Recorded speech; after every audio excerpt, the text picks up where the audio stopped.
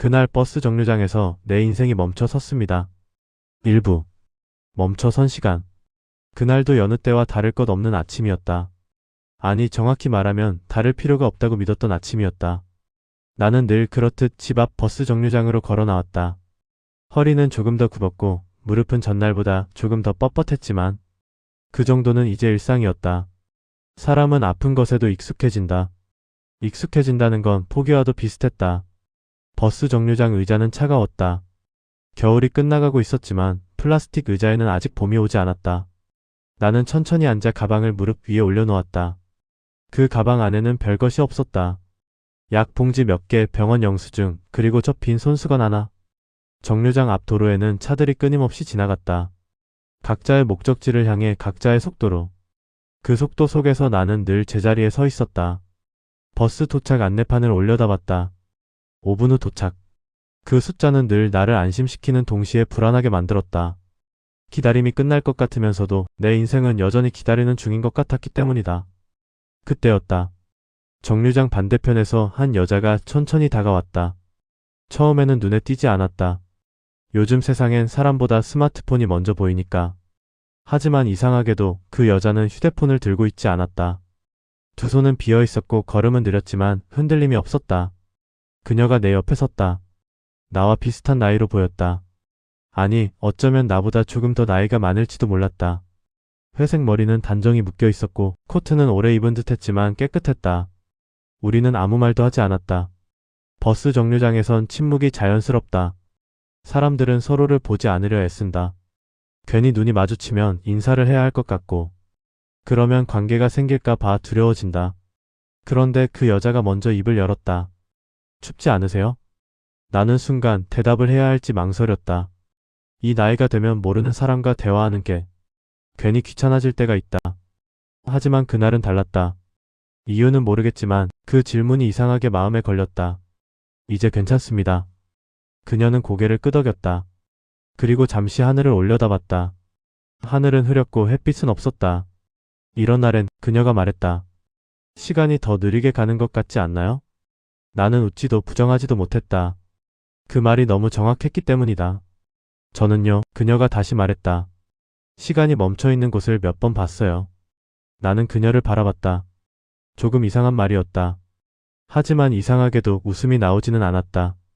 사람 인생도요, 그녀는 계속했다. 어느 순간 갑자기 멈춰 서버릴 때가 있더라고요. 그 말이 내 가슴 어딘가를 정확히 찔렀다. 나는 그제야 입을 열었다. 왜 그렇게 생각하시죠?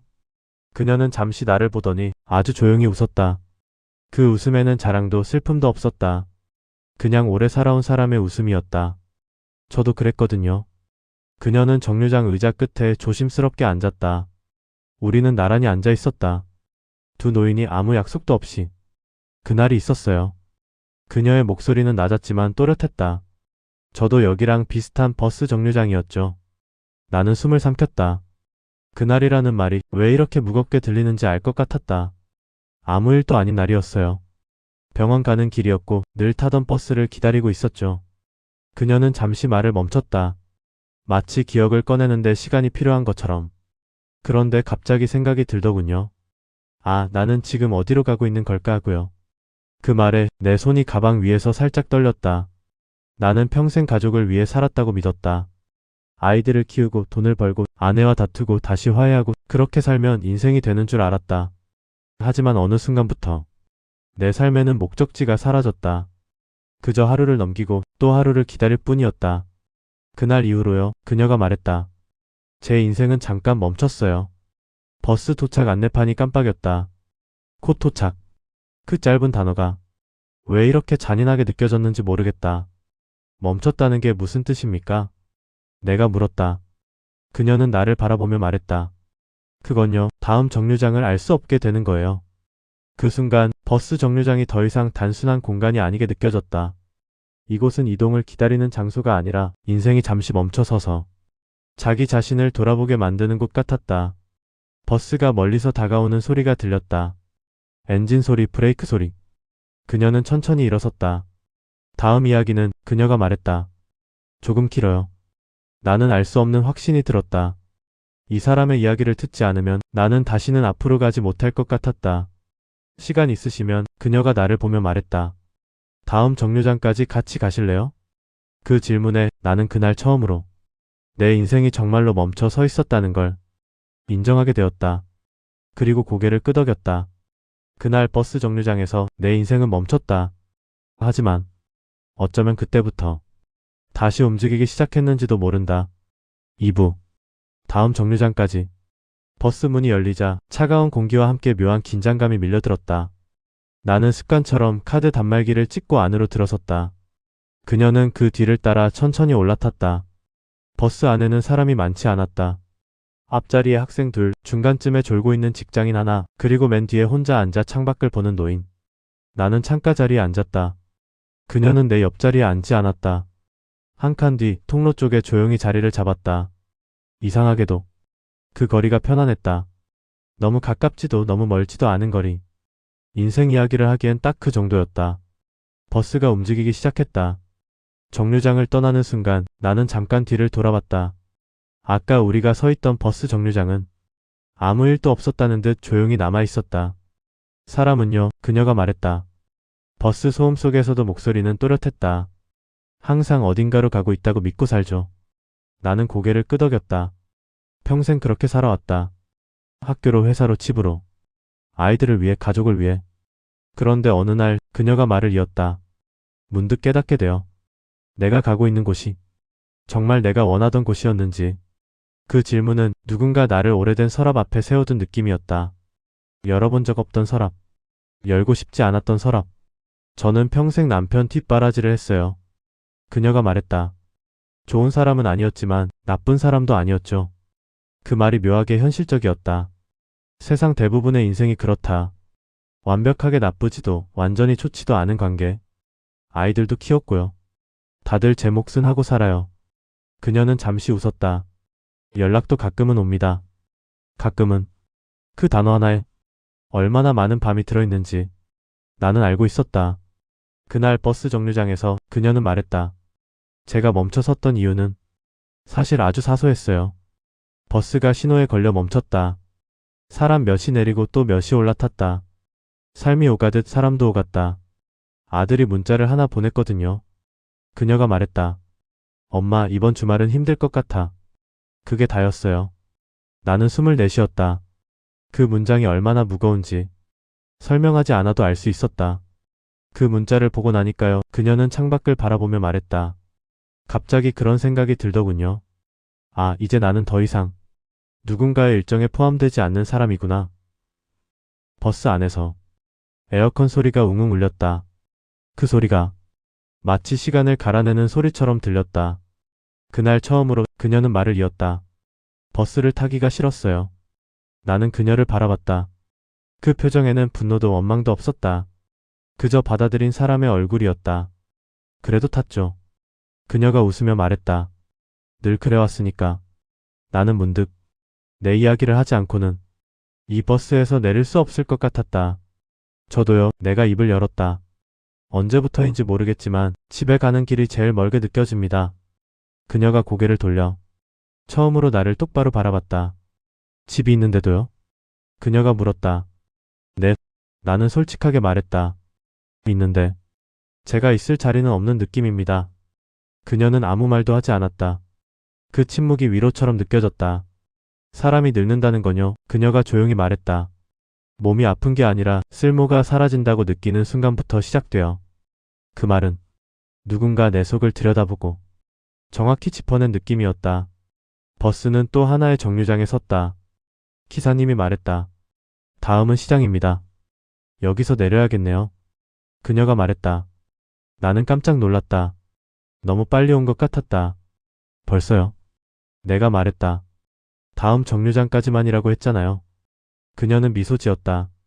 그녀는 자리에서 일어나며 내게 마지막 말을 남겼다. 인생이 멈췄다고 느껴질 때요. 그건 끝이 아니라 방향을 다시 묻는 시간일지도 몰라요. 버스 문이 열렸다. 그녀는 내렸다. 뒤돌아보지 않았다. 버스가 다시 움직였다. 나는 창밖을 바라봤다. 그녀의 모습은 사람들 사이로 천천히 사라졌다. 하지만 이상하게도 가슴 한가운데 무언가 남아 있었다. 다음 정류장. 나는 버스 안내판을 올려다봤다. 다음 정류장 이름이 처음으로 선명하게 보였다. 그날 이후 나는 버스를 탈 때 정류장 이름을 하나하나 읽기 시작했다. 아직은 모르겠다. 내 인생이 어디로 가는지.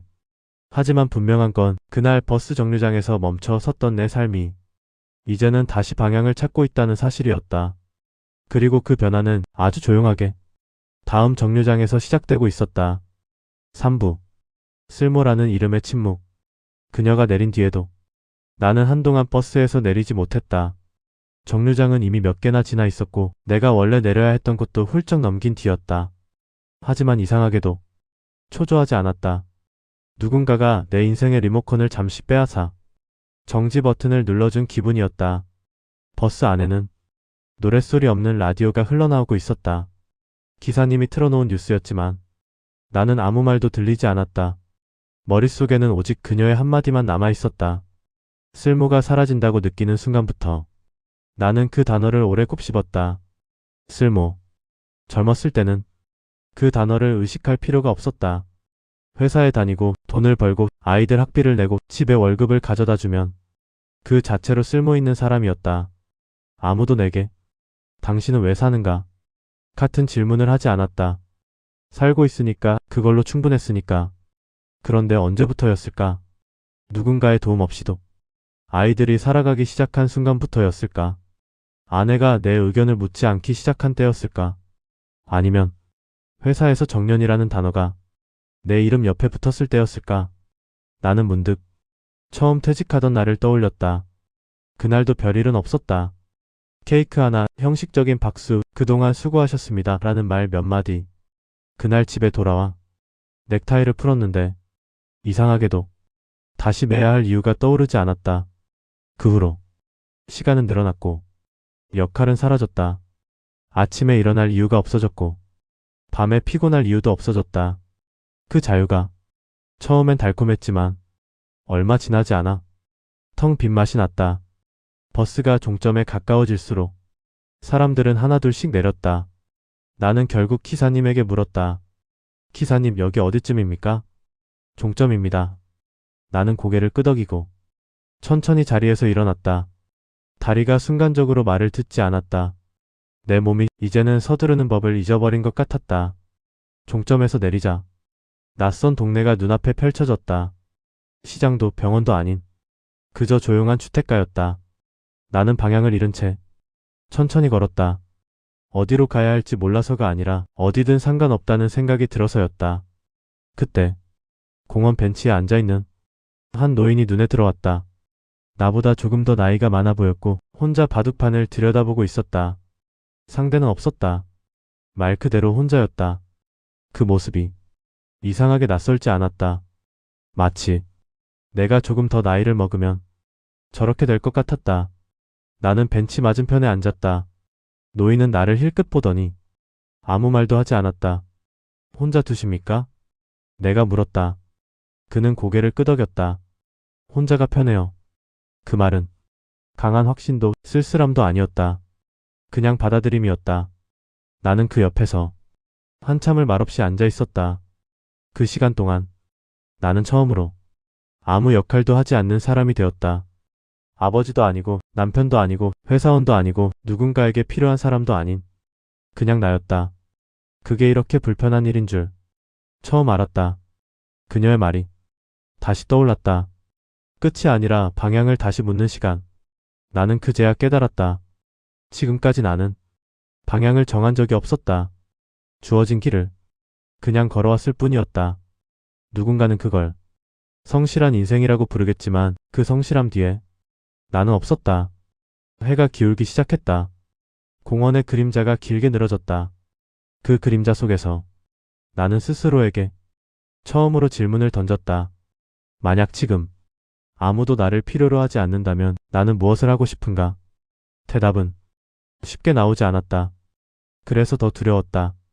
그동안 나는 필요한 사람으로만 살아왔지 원하는 사람으로 살아본 적이 없었기 때문이다. 집으로 돌아가는 길 나는 다시 버스를 탔다. 이번에는 정류장 이름을 하나하나 읽었다. 이름이 있다는 건 멈춰 설 이유가 있다는 뜻이었다. 아직은 모르겠다. 내가 다시 쓸모 있어질 수 있을지, 아니면 쓸모라는 단어 없이도 살 수 있게 될지. 하지만 분명한 건 그날 이후로 나는 더 이상 그 질문을 피하지 않게 되었다는 것이다. 그리고 인생이 멈췄다고 느껴졌던 그 순간이 사실은 나를 처음으로 내 삶 앞으로 데려다 놓았다는 사실이었다. 4부. 미뤄둔 나. 집에 돌아왔을 때 현관불은 꺼져 있었다. 아내는 이미 잠자리에 들었는지 거실은 조용했고 시계 초침 소리만 유난히 크게 들렸다. 나는 신발을 벗고 한참을 그 자리에 서 있었다. 집이라는 공간이 이렇게 낯설게 느껴진 적은 처음이었다. 거실 한쪽에는 오래된 사진 앨범이 놓여 있었다. 이사를 다니며 여기저기 흩어졌던 걸 아내가 최근에 정리해둔 모양이었다. 나는 앨범을 들고 천천히 소파에 앉았다. 굳이 열어볼 생각은 없었다. 하지만 손은 이미 첫 장을 넘기고 있었다. 젊은 시절의 내가 있었다. 머리숱도 많고 눈빛도 지금보다 훨씬 날카로웠다. 그 눈빛에는 확신이 있었다. 무언가를 해낼 수 있을 거라는 근거 없는 자신감. 그 옆에는 젊은 아내가 웃고 있었다. 그 웃음이 지금보다 훨씬 가벼웠다는 사실이 마음을 아프게 했다. 사진을 넘길수록 나는 하나씩 기억을 떠올리기 시작했다. 첫 아이가 태어났던 날 병원 복도에서 밤을 새우며 이제 내 인생은 끝났구나라고 생각했던 순간, 그 생각이 왜 그렇게 자연스러웠는지 이제야 알 것 같았다. 그때 나는 아버지가 되었고 동시에 나 자신을 미뤄두기 시작했다. 아이들 학원비 때문에, 하고 싶던 공부를 포기했고 안정적인 월급 때문에 하고 싶던 일을 외면했다. 그때마다 나는 스스로를 설득했다. 지금은 때가 아니다. 조금만 참으면 된다. 하지만 그 조금은 수십 년이 되었다. 앨범 속 어느 사진 앞에서 나는 손을 멈췄다. 회사 워크숍 사진이었다. 산속 연수원에서 찍은 단체 사진. 사람들 틈에서 나는 어색하게 웃고 있었다. 그날 밤이 떠올랐다. 동기들은 술을 마시며 농담을 주고받았지만 나는 일찍 방으로 들어왔다. 창밖을 보며 이게 정말 내가 원하던 삶인가? 혼자 중얼거렸다. 그 질문에 나는 답하지 않았다. 대신 다음날 출근했고 그 다음날도 똑같이 살았다. 그 질문을 미뤄두는 것이 가장 쉬운 선택이었기 때문이다. 사진을 덮자 가슴이 답답해졌다. 후회라기보다는 기회를 여러 번 지나쳐온 사람의 무게 같은 것이었다. 그때 아내의 목소리가 들렸다. 아직 안 자요? 나는 고개를 들었다. 아내가 문간에 서 있었다. 잠이 덜 깬 얼굴로 나를 보고 있었다. 조금 있다가 자려고. 아내는 더 묻지 않았다. 예전 같았으면 하루 있었던 일을 물었을 텐데 언제부턴가 우리는 서로의 하루를 자세히 묻지 않게 되었다. 그 침묵이 익숙해졌다는 게 가장 무서웠다. 사진 봤어요? 아내가 물었다. 응. 옛날 생각나죠? 나는 고개를 끄덕였다. 그리고 그날 처음으로 솔직한 말을 꺼냈다. 나 자신을 너무 오래 미뤄둔 것 같아. 아내는 아무 말도 하지 않았다. 그 대신 한참 동안 나를 바라봤다. 그럼 이제는요? 아내가 조용히 물었다. 그 질문은 책임을 묻는 것도 비난도 아니었다. 그냥 지금의 나를 묻는 질문이었다. 나는 쉽게 대답하지 못했다. 하지만 분명한 건 도망치고 싶지는 않았다는 것이다. 이제는 한 번쯤은 나를 앞으로 꺼내보고 싶어. 아내는 고개를 끄덕였다. 늦은 건 아니에요. 그 한마디가 생각보다 깊이 박혔다. 그날 밤 나는 쉽게 잠들지 못했다. 머릿속에는 수많은 하지 않았던 선택들이 스쳐 지나갔다. 하지만 이상하게도 예전처럼 괴롭지는 않았다. 후회가 아니라 정리의 시간 같았기 때문이다. 다음날 아침 나는 평소보다 일찍 일어났다. 특별한 계획은 없었다. 그저 밖으로 나가고 싶었다. 집을 나서며 문득 이런 생각이 들었다. 미뤄둔 인생을 다시 꺼내는데 큰 용기가 필요할까? 어쩌면 필요한 건 아주 작은 행동 하나일지도 모른다. 그리고 그 작은 변화가 내 인생을 다시 움직이게 만들지도 모른다. 그날 이후 나는 처음으로 내일을 생각하며 잠자리에 들었다. 5부. 아주 작은 걸음. 아침 공기가 어제와는 조금 달랐다. 실제로 달라진 건 없었을 텐데 내 마음이 먼저 깨어난 느낌이었다. 나는 평소보다 천천히 옷을 입었다. 급할 이유가 없었기 때문이다. 이상하게도 그 여유가 불안하지 않았다. 식탁 위에는 아내가 차려둔 간단한 아침이 놓여 있었다. 예전 같았으면 TV를 틀어놓고 대충 먹고 말았을 텐데 그날은 화면을 켜지 않았다. 어디 가요? 아내가 물었다. 그냥 조금 걸으려고. 아내는 고개를 끄덕였다. 그 이상 묻지 않았다. 그 침묵이 어제와는 다르게 편안했다. 집을 나서자 햇빛이 생각보다 따뜻했다. 겨울이 완전히 끝나가고 있었다. 나는 동네 골목으로 발걸음을 옮겼다. 목적지는 없었다. 그저 걷고 싶었다. 몇 년 만에 이렇게 천천히 걷는지 모르겠다.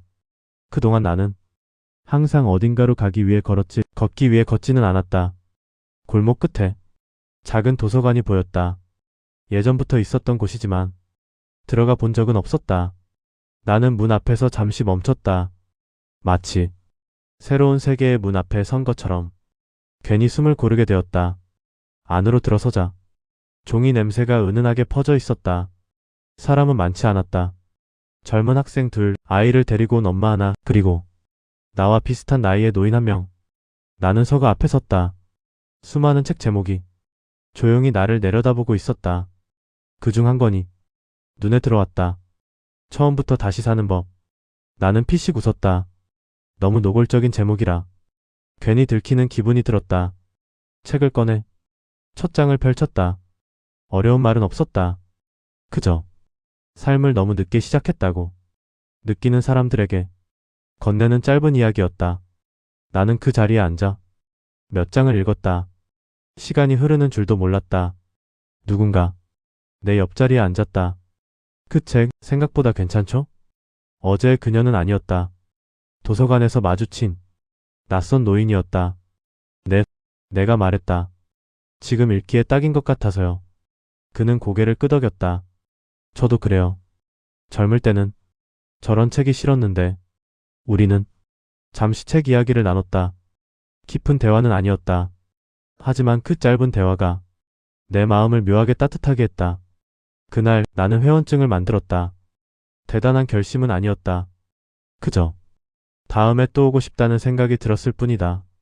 집으로 돌아오는 길 나는 버스 대신 걸어서 돌아왔다. 다리가 조금 아팠지만 그 통증이 살아있다는 증거처럼 느껴졌다. 아내가 물었다. 어디 다녀왔어요? 도서관. 아내는 잠시 놀란 표정을 짓더니 웃었다. 당신이요? 응. 나도 웃었다. 나도 좀 놀랐어. 그날 저녁 나는 책을 펼쳐놓고 몇 줄을 메모했다. 오래간만에 펜을 잡았다. 글씨는 예전보다 많이 흔들렸지만 그 흔들림이 부끄럽지 않았다. 나는 깨달았다. 인생을 다시 시작하는데 거창한 계획은 필요 없다는 걸. 필요한 건 아주 작은 걸음 하나, 그리고 그걸 허락하는 마음뿐이라는 걸. 그날 이후로 나는 매일 아침 한 가지씩만 하기로 했다. 잘하겠다는 욕심은 버리고 그저 해보는 것. 아직도 미래는 불안하다. 완전히 자신이 생긴 것도 아니다. 하지만 분명한 건 그날 버스 정류장에서 멈췄던 인생이 이제는 아주 천천히 다시 걷기 시작했다는 사실이다. 6부. 다시 멈출 때 도서관에 다니기 시작한 지 몇 주가 지났다. 나는 일주일에 서너 번은 같은 시간에 그곳을 찾았다. 정해진 자리가 생겼고 정해진 창가도 생겼다. 사람들은 나를 늘 그 자리에 있는 사람으로 인식하기 시작했다. 그 익숙함이 처음에는 좋았다. 내가 다시 어딘가에 속해 있다는 느낌이 들었기 때문이다. 하지만 익숙함은 언제나 두 얼굴을 가지고 있다. 어느 날 아침 나는 도서관 앞에서 발걸음을 멈췄다. 이유는 분명하지 않았다. 그냥 가기 싫었다. 오늘은 쉬어도 되지 않을까? 그 생각이 이상하게 무거웠다. 마치 다시 예전으로 돌아갈 것만 같은 불안 때문이었다. 그때 휴대폰이 울렸다. 아들의 전화였다. 아버지, 이번 주말에 애들 데리고 갈게요. 그 말에 가슴이 순간적으로 뛰었다. 기쁜 마음이 먼저였고 그 다음에 설명이 어려운 감정이 밀려왔다. 그래, 나는 여전히 아버지구나. 하지만 전화를 끊고 나서 나는 또 다른 생각을 했다. 그럼 나는 또다시 그 역할로만 살아도 되는 걸까? 그 질문은 스스로에게 던진 함정 같았다. 도서관 대신 나는 근처 공원으로 향했다. 벤치에 앉아 한동안 아무것도 하지 않았다. 사람들이 지나갔다. 아이를 데리고 나온 부모, 조깅하는 중년, 혼자 산책하는 노인. 그중 누구도 나를 신경 쓰지 않았다. 그 사실이 오히려 편안했다. 아무도 나를 보지 않아도 나는 존재하고 있다. 그 단순한 진실을 나는 그날에서야 온전히 받아들였다. 하지만 집으로 돌아왔을 때 아내의 한마디가 나를 다시 흔들었다. 요즘 왜 이렇게 바빠 보여요? 그 말에는 서운함이 섞여 있었다. 나는 대답을 고르다 결국 솔직하게 말했다. 바쁜 건 아니고 그냥 나를 좀 찾고 있는 중이야.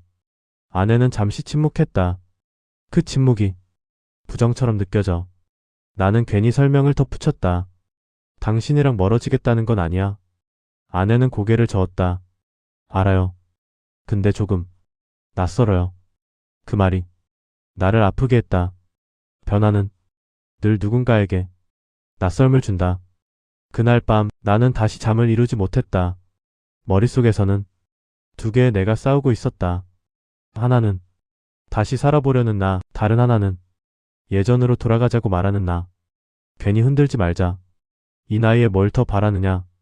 그 목소리는 익숙했고 그래서 더 위험했다. 며칠 뒤 도서관에서 그 노인을 다시 만났다. 처음 말을 걸어왔던 그 사람이다. 요즘 안 보이시네요. 그가 말했다. 조금 쉬고 있었습니다. 그는 웃었다. 쉬는 것도 앞으로 가는 겁니다. 그 말이 의외로 큰 위로가 되었다. 우리는요, 그가 말했다. 멈췄다가도 됩니다. 다만 완전히 돌아가지만 않으면 돼요. 그날 집으로 돌아오는 길에 나는 버스 정류장에 섰다. 처음 그녀를 만났던 바로 그곳이었다. 의자는 여전히 차가웠고 도로는 여전히 바빴다. 아무것도 변하지 않은 것 같았다. 하지만 나는 알았다. 변한 건 풍경이 아니라 나라는 걸. 버스 도착 안내판을 바라보며 나는 속으로 말했다. 다시 멈춰도 괜찮아. 하지만 이제는 왜 멈췄는지는 알고 있으니까. 그날 밤 나는 아내 옆에 누워 조용히 손을 잡았다. 같이 천천히 가도 될까? 내가 물었다. 아내는 손을 놓지 않았다. 그 작은 확신 하나로 나는 다시 다음 날을 맞이할 수 있었다. 7부. 다시 만난 자리. 그날은 비가 오지 않았는데도 공기가 젖어 있었다. 나는 이유 없이 처음 그 버스 정류장으로 향했다. 굳이 갈 필요는 없었다. 약속도 목적도 없었다. 그저 한 번쯤은 그 자리에 다시 서보고 싶었다. 정류장 의자는 여전히 같은 자리에 있었고 광고판도 노선도도 변한 게 없었다. 마치 그날 이후 시간이 한 발짝도 움직이지 않은 것처럼 나는 천천히 앉았다. 사람들이 스쳐 지나갔고 버스는 오고 갔다. 그러다 익숙한 뒷모습이 보였다. 회색 머리, 단정하게 묶은 머리, 오래 입은 듯한 코트. 나는 숨을 멈췄다. 확신은 없었다. 그녀일 수도 아닐 수도 있었다. 그녀가 고개를 돌렸다. 그녀였다. 오랜만이네요. 그녀가 먼저 말했다. 그러네요. 내 목소리는 생각보다 차분했다. 우리는 서로에게 묻지 않았다. 왜 다시 왔는지, 어떻게 지냈는지. 그 질문들은 이미 표정에 다 들어있었기 때문이다. 표정이 달라지셨어요. 그녀가 말했다. 좋아진 겁니까? 내가 물었다. 그녀는 잠시 생각하더니 고개를 끄덕였다. 멈춘 얼굴이 아니에요. 나는 웃었다. 그 말 하나로 그동안의 시간이 모두 설명되는 느낌이었다. 그날 이후 내가 말했다. 많이 흔들렸습니다. 그래 보여요. 그녀가 말했다. 그래서 괜찮아 보여요. 우리는 나란히 앉았다. 그날과 같은 자리였다. 사람들이 착각하는 게 있어요. 그녀가 말했다. 변화는 계속 앞으로 가는 거라고. 나는 고개를 끄덕였다. 이제는 그 말이 무슨 뜻인지 알 것 같았다. 사실은요, 그녀가 말을 이었다. 자기 자리로 다시 돌아오는 게 변화일 때도 많아요. 나는 그 말이 가슴 깊은 곳에서 울리는 걸 느꼈다.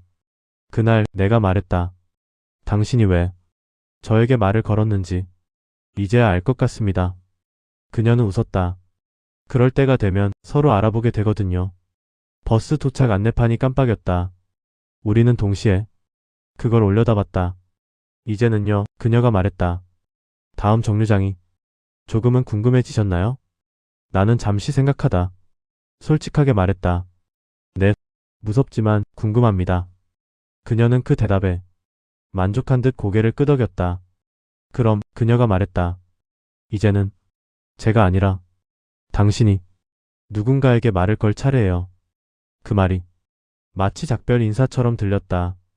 조언 하나만 드릴게요. 그녀가 말했다. 늦었다고 생각하는 순간 사실은 가장 정확한 때일 수도 있어요. 버스가 도착했다. 문이 열렸다. 이번에는 그녀가 말했다. 같이 안 타도 되겠죠? 나는 고개를 끄덕였다. 네, 이번엔 혼자 가보겠습니다. 그녀는 미소 지으며 다른 방향으로 걸어갔다. 뒤돌아보지 않았다. 나는 그 자리에 남아 한동안 서 있었다. 이상하게도 외롭지 않았다. 누군가에게 기댈 준비가 아니라 스스로 설 준비가 된 느낌이었다. 그날 밤 나는 오래된 노트를 꺼냈다. 그리고 처음으로 누군가에게 전할 말을 적기 시작했다. 당신이 멈춰 있다고 느끼는 순간 당신은 이미 자기 자신 앞에 와 있다. 이제 남은 건 마지막 한 걸음이었다.